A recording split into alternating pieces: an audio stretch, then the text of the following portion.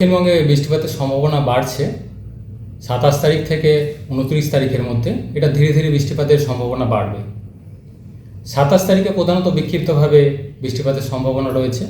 সম্ভাবনা বেশি রয়েছে প্রধানত ঝাড়গ্রাম, পূর্ব পশ্চিম মেদিনীপুর, সেই সাথে পূর্ব পশ্চিম বর্ধমান, মুর্শিদাবাদ, নদিয়া, এই জেলাগুলোয় কিছুটা সম্ভাবনা বেশি রয়েছে বা তীব্রতা কিছুটা বেশি থাকার সম্ভাবনা রয়েছে বজ্রবিদ্যুতে 27 তারিখে।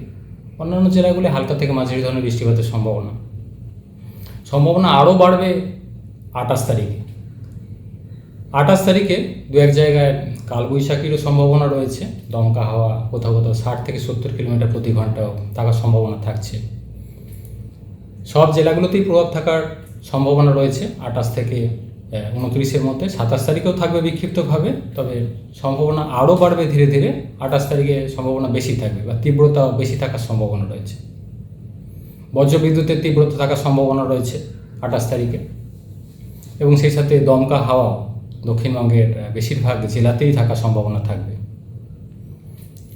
29 তারিখেও কিছুটা তীব্রতা বেশি থাকার সম্ভাবনা রয়েছে কয়েকটা জেলা, যেমন ঝাড়গ্রাম, পূর্ব পশ্চিম মেদিনীপুর, বাঁকুড়া, এই সাইডটায় তীব্রতা বেশি থাকার সম্ভাবনা রয়েছে বজ্রবিদ্যুৎ বা দমকা হাওয়ার।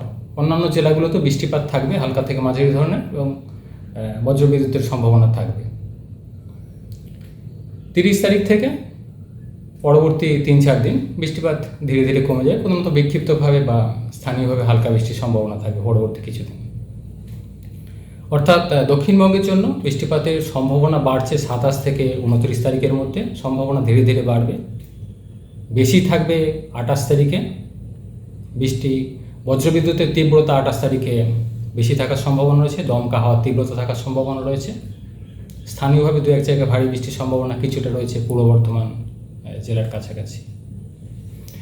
কলকাতা পার্শ্ববর্তী অঞ্চলের জন্য 27 তারিখ অর্থাৎ আজকের দিনটা কিছুটা সম্ভাবনা রয়েছে হালকা ধরনের বৃষ্টিপাতের, তবে সম্ভাবনা বেশি 28 এবং 29 তারিখ। বজ্রবিদ্যুৎ সহ বৃষ্টিপাতের সম্ভাবনা থাকবে 28 তারিখে, সাথে দমকা হাওয়া। তারপর 30 তারিখ থেকে পরবর্তী কয়েকদিন স্থানীয়ভাবে মাঝে মধ্যে একটু হালকা বৃষ্টির সম্ভাবনা থাকবে। অর্থাৎ কলকাতা পার্শ্ববর্তী অঞ্চলের জন্য বিশেষ করে 28 থেকে 29-এর মধ্যে সম্ভাবনা বেশি। 27 তারিখ কিছুটা সম্ভাবনা রয়েছে স্থানীয়ভাবে হালকা বৃষ্টির। মেন সম্ভাবনা বেশি থাকবে 28 এবং 29 তারিখ কলকাতা পার্শ্ববর্তী অঞ্চলের জন্য। তাপমাত্রা আগামী 24 ঘন্টা, আজকের দিনটা খুব বেশি পরিবর্তন নেই। আগামী কাল থেকে পরবর্তী 2-3 দিনে 2 থেকে 4 ডিগ্রি মতো দিনের তাপমাত্রা কোথাও কোথাও কমবে বৃষ্টিপাতের কারণে এবং মেঘলা থাকার কারণে। বিশেষ করে এখন যে গরম অস্বস্তিকর কন্ডিশনটা চলছে, বিশেষ করে আর্দ্রতা বেশি থাকার জন্য মিনিমাম টেম্পারেচারটা অনেকটা বেড়ে গেছে। কলকাতা পার্শ্ববর্তী অঞ্চলের জন্য যেটা চলছিল প্রায় 29 ডিগ্রির কাছাকাছি, কখনো 30 ডিগ্রির কাছাকাছি মিনিমাম টেম্পারেচার চলেছে, তো সেটা কিছুটা ড্রপ করবে। তবে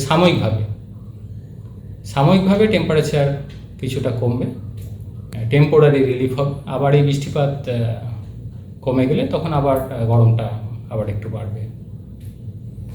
উত্তরবঙ্গের ক্ষেত্রে প্রধানত বিক্ষিপ্তভাবে বৃষ্টিপাতের সম্ভাবনা রয়েছে হালকা থেকে মাঝারি ধরনের। আগামী 3 দিন দু এক জায়গায় বজ্রবিদ্যুতের সম্ভাবনা থাকছে। তারপর পরবর্তী 3-4 দিন আবার উত্তরবঙ্গে বৃষ্টিপাত আরও কমে যাবে, স্থানীয়ভাবে হালকা বৃষ্টির সম্ভাবনা থাকবে। হ্যাঁ, প্রধানত একটা নিম্নচাপ অক্ষরেখা দক্ষিণবঙ্গের কাছাকাছি আসার সম্ভাবনা রয়েছে। সেই সাথে জলীয় বাষ্পের প্রবেশ যথেষ্ট বেশি রয়েছে। জলীয় বাষ্প তো অলরেডি রয়েছে, এর সাথে একটা নিম্নচাপ অক্ষরেখা যেটা দক্ষিণবঙ্গের কিছুটা কাছাকাছি আসার সম্ভাবনা রয়েছে। এর ফলে বৃষ্টিপাতের সম্ভাবনা বাড়ার কথা বলা হচ্ছে 27 থেকে 29-এর মধ্যে। বিশেষ করে 28 তারিখে তীব্রতা বেশি থাকার সম্ভাবনা রয়েছে। ফিশারম্যান অ্যালার্ট মৎস্যজীবীদের জন্য 28 থেকে 29 তারিখ মাঝে মধ্যে সমুদ্রে দমকা হওয়ার সম্ভাবনা যেহেতু রয়েছে, তাই 28 থেকে 29 তারিখ মৎস্যজীবীদের সমুদ্রে যেতে নিষেধ করা হয়েছে।